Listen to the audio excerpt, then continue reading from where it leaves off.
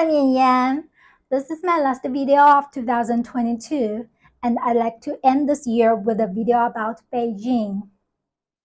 This year, the world has been affected by a war between people who at certain points share the same history. Similar situation happened in China centuries ago, and Beijing was that alienated land. For most of the time during the past 1,000 years, its rulers were nomadic people. Its history of being a capital started with the occupation of the nomads. In this video, I'll take you to various sites related to the nomadic conquest empires and tell you the history of Beijing that few people know. Let's start from the Beihai Park, which many tourists choose to go when they visit Beijing. The lake behind me is Beihai. It literally means the Northern Sea. Across that bridge is the Central Sea, and even further south is the Southern Sea. The Central and the Southern Sea is where the Chinese President's office is located. These are the three seas in Beijing. The Forbidden City was constructed by the sea. I was sitting in the island inside the Northern Sea. This area is China's White House. It's called Zhongnanhai, which means the Central and Southern Sea. Why are lakes named the sea in Beijing? The nomadic people such as the Mongols call Lake Sea. It was the nomadic people who named the lakes in Beijing various sea. The story began with the occupying of the city by the Khitan Empire, established around the collapse of the Tang Dynasty. In 907, the Great Tang Dynasty collapsed. China was divided into many small states. In the ensuing 53 years, 5 regimes ruled North China one after another. Meanwhile, in the Mongolian steppe, an empire was growing stronger day by day. It was the Khitan Empire. In fighting for power, a Han general gave 16 prefectures in North China to the Khitan Empire in exchange for the support for him to become the new emperor of China. Beijing was among them. The Khitan Empire consequently made Beijing its southern capital. That's the debut of Beijing on the stage of a political center. The city that Khitan constructed was in the southwest of today's Beijing, centered around the southwest Second Ring Road. A pagoda in this area is the only surviving architecture in the city that dates back to the Khitan Empire. The pagoda is inside the Tianyin Temple.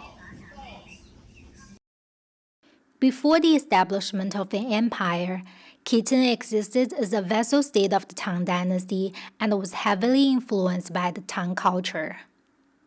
Buddhism reached its peak of prosperity in China during the Tang Dynasty. It also became popular in the Khitan Empire. Today, it's hard to find any architecture from the Khitan Empire other than stone pagodas of various styles in places that used to be Khitan's territory. There are also many in the suburbs of Beijing.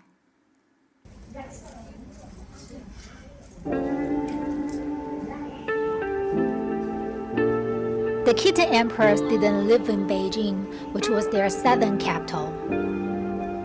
The capital of the Khitan Empire was here, where the greater Hingan mountain meets the Mongolian steppe. But the Khitan emperors didn't stay in their capital either.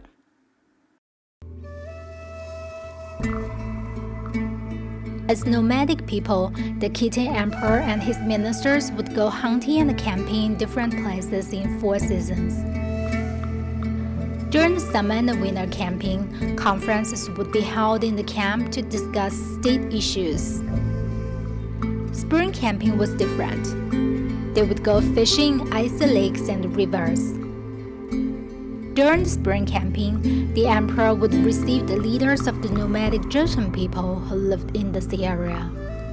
The Zhechen state was a vassal state of the Khitan Empire at that time. So summer and the winter camping was similar to today's meetings of State Department. Spring camping was a diplomatic event. The four-season camping was how Khitan people incorporated ruling the country into their nomadic lifestyle. But their nomadic lifestyle was so different from the agrarian lifestyle in the 16 prefectures that historically belonged to China. In order to rule the agrarian region effectively, the Khitan Empire established two parallel administrations. The northern administration governed nomadic areas following traditional Khitan practices, and the southern administration governed the 16 prefectures adopting Chinese governmental practices. Thanks to this arrangement in governance, the Khitan Empire didn't encounter much resistance in the 16 prefectures. This made it difficult for Han Chinese in the south to recapture the territory. You might know that China is a country with two political systems: capitalism in Hong Kong and Macau, communism in mainland China. It was proposed by former President Deng Xiaoping. But the patent of one country, two system did not belong to President Deng. It belonged to the Khitans. 53 years after the collapse of the Tang Dynasty, 24 years after the 16 prefectures were given to the Khitan Empire, a new regime was established in North China. It started to unify China piece by piece. It was the Song Dynasty. During the early years of the Song Dynasty, the emperors had numerous attempts to recapture the 16 prefectures, but were unsuccessful. Beijing witnessed one of the fiercest battles. This is Xizhimen, a busy traffic hub in the northwest Second Ring Road. A millennium ago, a battle between the Khitan Empire and the Song Dynasty happened near here. It's called the Battle of Gaoliang River in the history book. But there's no Gaoliang River on today's map, only a street named Gaoliang Bridge Street. Near this street, I found an abandoned bridge with Chinese characters Gaoliang Bridge engraved in a stele next to it.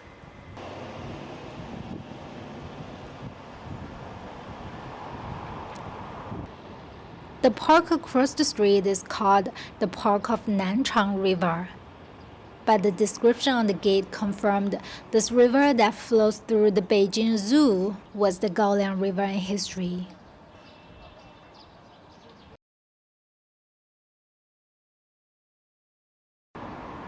Walking on the bridge in the center of a modern city gave me a very strange feeling. It's hard to imagine this was an ancient battlefield.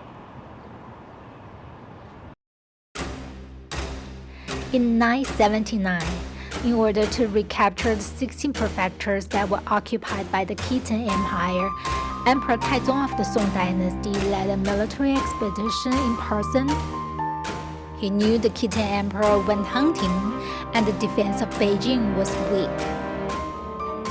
The Song troops recaptured several prefectures on their way to Beijing. Their morale was high. They laid siege to the city for 20 days, but was not able to conquer it. The Battle of Gaoliang River happened at night. The Song troops just fought back one Khitan reinforcement force near the Gaoliang River and decided to station by the river for the night. That night, another reinforcement force led by Khitan's best general, Yelu Xiuge, also arrived. The two reinforcement forces and the defense force in the region attacked the Song troops from different directions. The battle was extremely fierce. The Song emperor was shot by an arrow in the hip. He fled all the way back to the Song territory overnight, all by himself, by driving a donkey cart. Tens of thousands of Song soldiers were killed. It was recorded that the water of the Gaoliang River became red with blood. Ever since, the Song troops suffered kitten phobia. The person they were scared of the most was that kitten general, Ye Xiuge. He achieved victory in every battle against the Song troops.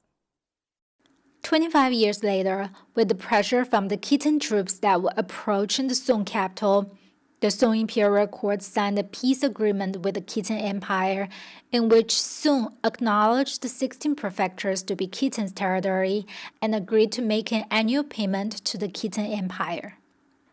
The agreement brought peace to the two states for a century, but it laid up a big trouble for the Song dynasty. The 16 prefectures were a natural barrier against the invasion of nomadic people. Once it's lost, the vast land in North China plain would be exposed to the nomads. A century later, the Khitan Empire was conquered by the empire established by nomadic Jurchen people. The Jin Empire, established by nomadic Jurchen people, was that small vassal state of the Khitans. The Thucydides tribe once existed between the Khitans and the Jurchens. Facing the rising of the Jurchens, the Khitans tried numerous ways to deter its rising. They even performed the periodic massacre of male Jurchens to reduce their population. But history tells us once and once again that exterior pressure will not deter the rising of a state once it is on the right track and has a strong coalition. Under Khitan suppression, the Jurchen tribes were unified. They also declared the establishment of their own empire and conquered the Khitan Empire. That was also the nightmare of the Song dynasty. 2 years later, the Jurchens ransacked the capital of the Song dynasty, captured the Song emperor, and took the entire royal family to their capital in today's northeast China. North China was occupied by the Jurchens. With the ambition to conquer the entire China, the Jurchens moved the capital south to Beijing 2 decades later.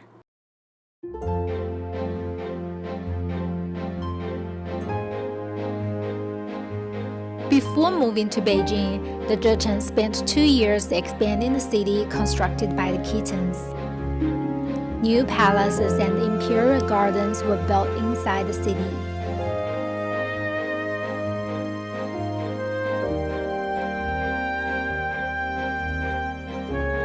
The city Jurchens constructed was much bigger than the one Khitan constructed. In 1990, a water gate was discovered in southwest Beijing. It helped archaeologists to figure out where the southern wall of the city Jurchen constructed was. A museum was built above the water gate.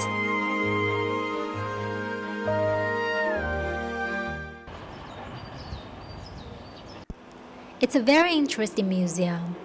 There's a lot of information about the two nomadic conquest empires, such as how Khitan and Jurchen people looked like. Jurchen people were the ancestor of nomadic Manchu people who established the last imperial dynasty in China. That's why male Chinese in the Qing dynasty had long braid.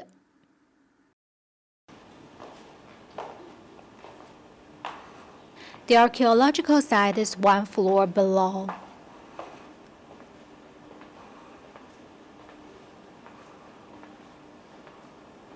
Seeing this, you might be as puzzled as I was. This is what a water gate was supposed to look like. It's a gate on the city wall for a canal to flow in and out of the city. It's part of the urban water supply system.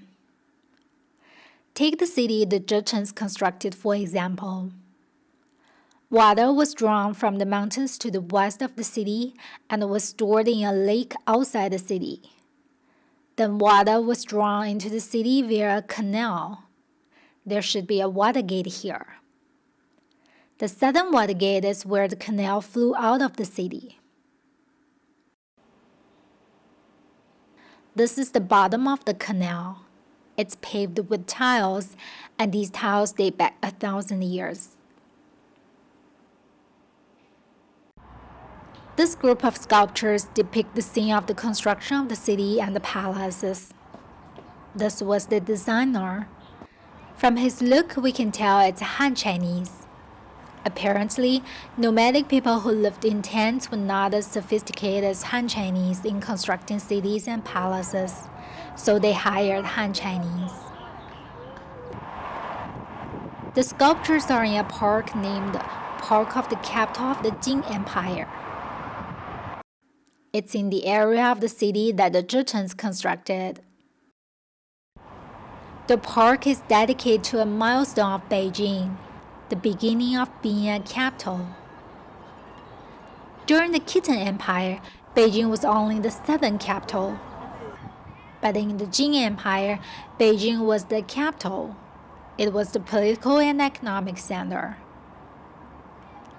The Zhichens also constructed many infrastructure outside the city.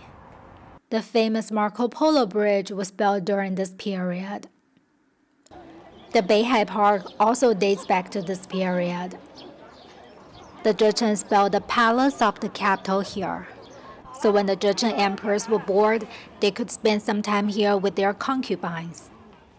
Life in Beijing was awesome. It made Zhichens forget where they were from. Over 2 millennia ago, after studying the rising and the falling of nations, Chinese philosopher Mencius generalized the rule: to thrive in adversity and to perish in pleasure. This rule also applied to the Zhichens, who didn't perish during Khitan's periodic massacre. To the contrary, they thrived and their tribes were unified. However, the luxurious life in Beijing became their poison. In the 13th century, the Zhichen Empire was conquered by the Mongols. That was another nightmare for the Song dynasty. Unlike the previous two nomadic people, the Mongols had both the ambition and ability to conquer the entire China. And they did so. After they conquered the Song dynasty, they established the Yuan dynasty in China and proclaimed Beijing to be the capital. They built a new city to the northeast side of the Zhechen capital and named it Cambaluc, which means the city of the Khan. Many Han Chinese from North China participated in the war of the Mongols conquering the Song dynasty. They fought for the Mongols. They were the vanguards in many famous battles, such as the siege of the Diaoyu fortress. In fact, Han Chinese in the occupied land fought for the Khitans when the Song troops were trying to recapture the 16 prefectures. They also fought for the Zhichens after the Khitan Empire was conquered. History helps us understand what's happening in Taiwan and Hong Kong.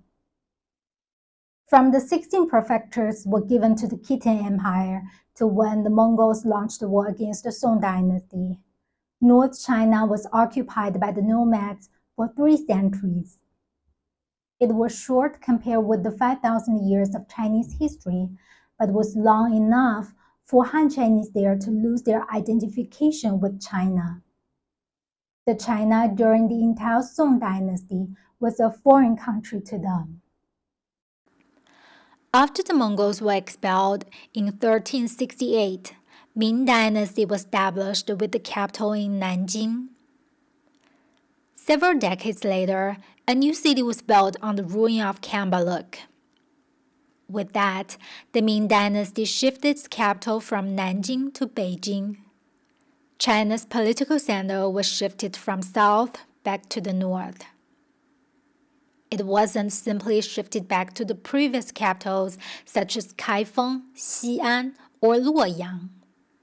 It was shifted to Beijing, the long-occupied and alienated land. It's almost the northernmost that our agrarian civilization had reached. No capital had been established in such latitude in previous dynasties. With this drastic move, North and South reconciled. The country was unified again, not only in terms of territory, but also culturally and mentally. Chinese civilization demonstrated its resilience once again.